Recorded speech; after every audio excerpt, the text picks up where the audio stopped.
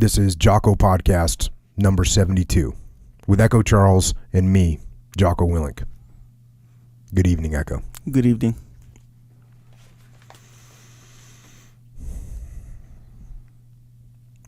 Sir, casualties are inbound. One of the mitts has been hit hard, and we have casualties headed to Fallujah Surgical. My head snapped up from my work. I quickly strapped on my 9mm and headed off to Fallujah Surgical, the Level 2 trauma and surgical facility on Camp Fallujah, servicing the casualties and medical needs of the eastern portion of Al-Anbar province in Iraq. I had made a habit of going to the operating rooms to see and encourage the wounded whenever I was in the command post of 2 Marine Expeditionary Force, MEF, forward at Fallujah. My aide, Ben, and I made our way through the maze of buildings and walls of the camp. Something told me to hurry. I quickened my pace, then began to run. I hadn't done this before, and I'm sure my aide was wondering what was up. As we rounded the corner of the hospital, I could see the up-armored Humvees of the MIT team and the Marines themselves standing near the entrance. They had their hands on their hips, and their heads were down. This is bad, I thought. One of the Marines was lifting a set of body armor from the floor of a Humvee, and it was covered with and dripping blood. I quickly cleared my weapon at the clearing barrel and stepped into the facility. The medical personnel had become accustomed to my presence on these occasions and quickly briefed me on the situation. Several wounded, one very seriously, and the survivors were down the corridor in an office. I hustled down to the office and quickly got a situation report from the team leader and others, of whom was wounded and awaiting treatment. It had been a bad ambush, and the Marines had fought for their lives alongside the Iraqi troops they were advising. Then, looking up at me with an anguish you can only find in combat, the team leader said to me in a hushed tone, "We think Travis is dead." I didn't immediately connect the name, but I knew I needed to get down the corridor right away to the ORs where the incredible surgical teams were working frantically on the wounded. As I stepped into the first OR, the surgical team was just finishing their work. One of the nurses was crying openly. They'd been unable to save this Marine, and he had just died seconds before I stepped into the OR. As I walked to the end of the gurney, I was stunned to see Travis Manion, the wonderful youngster I'd known as one of my midshipmen while I was commandant at the Naval Academy. I had known his family, his dad, Tom, a Marine colonel himself, and his mom, Janet, a stalwart of the family.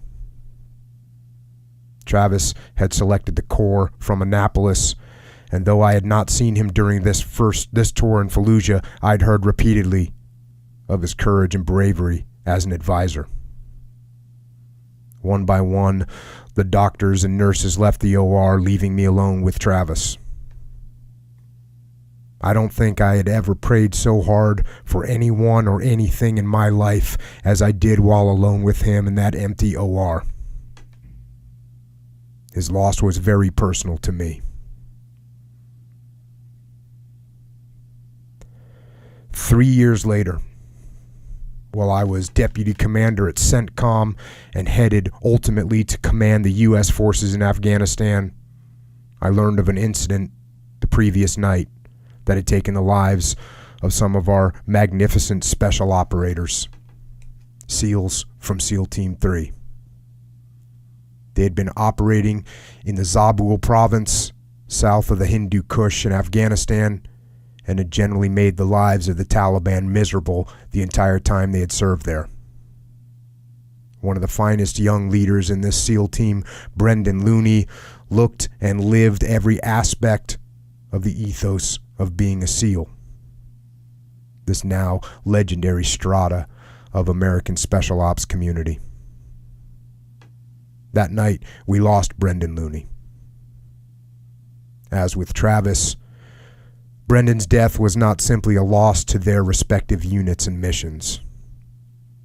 Losing them was a terrible blow to America, which would now never benefit from the extraordinary qualities of these two men. The irony of their relationship and their seemingly unrelated deaths was nearly as tragic. They had been roommates at the United States Naval Academy, growing up together at this most hallowed institution of our naval service. They had faced the challenges of Navy and had emerged committed in ways few can understand without experiencing the powerful formative forces of Annapolis. And in their intense sense of duty and their desire to serve, one sought to be a Marine, the other a SEAL. Remembering the times, it didn't take a fortune teller to guess where this would lead them both. To war in Iraq or Afghanistan or both. And to war it did lead them. Extracting from them long separations from their families as they grew into the full realization of their roles as combat leaders. But it also extracted from them their last full measure. Their young lives, willingly sacrificed for their country and these causes. Tom Manion has done us a great service in initiating the effort to tell this story. Yes, it's about war, but it's less a history of two wars than it is about the human experience of war and what this newest generation of American warriors has experienced. It ties together these precious young lives and their growth together as warriors, as leaders, and as brothers. This book celebrates what we hear more and more frequently, that these young Americans, on whose broad, strong shoulders we have fought two wars and who have kept the wolf from the door in innumerable other places, are the new greatest generation. With less than 1% of our population in uniform, fewer and fewer Americans bear the brunt of the responsibility for military service, and fewer understand the sacrifices made by men like Travis and Brendan and their precious troops. All of us who fought in these wars now pray that in the end, the outcomes will justify the cost to America and its allies.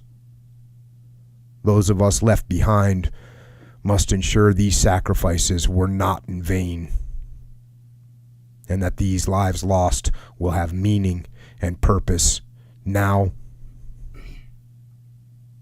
and in the future. And that is the foreword of a book called Brothers Forever. And that foreword was written by John Allen, who's a retired 4-star Marine Corps general.